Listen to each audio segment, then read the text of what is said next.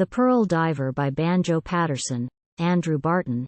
Kanzo Makame, the diver, sturdy and small Japanee, seeker of pearls and of pearl shell down in the depths of the sea, trudged o'er the bed of the ocean, searching industriously.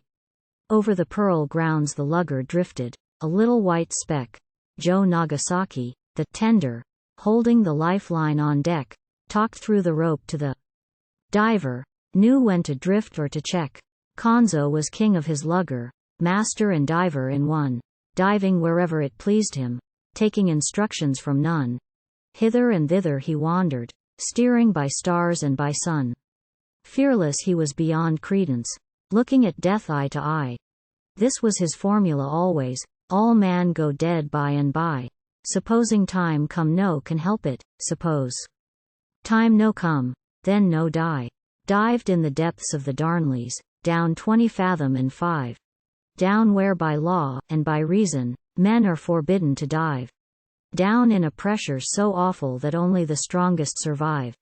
Sweated 4 men at the air pumps, fast as the handles could go, forcing the air down that reached him heated and tainted, and slow. Kanzo Makame the diver stayed 7 minutes below. Came up on deck like a dead man, paralyzed body and brain. Suffered, while blood was returning, infinite tortures of pain.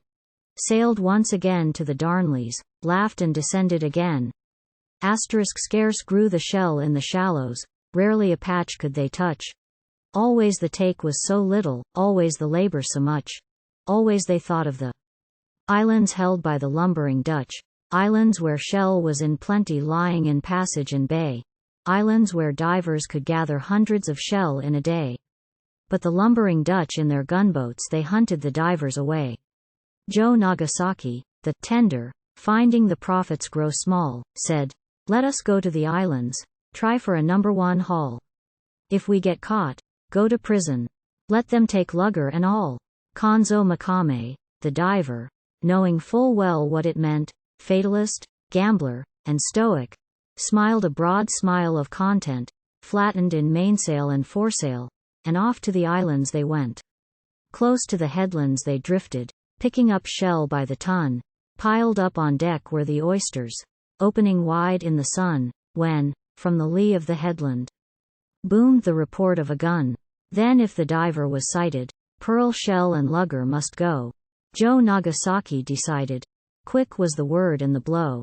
Cut both the pipe and the lifeline, leaving the diver below. Kanzo Makame, the diver, failing to quite understand, pulled the haul up on the lifeline, found it was slack in his hand.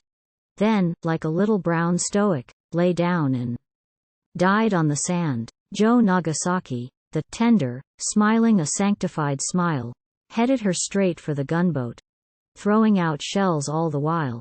Then went aboard and reported, "No Mackay dive in 3 mile. Dress no have got and no helmet. Diver go shore on the spree.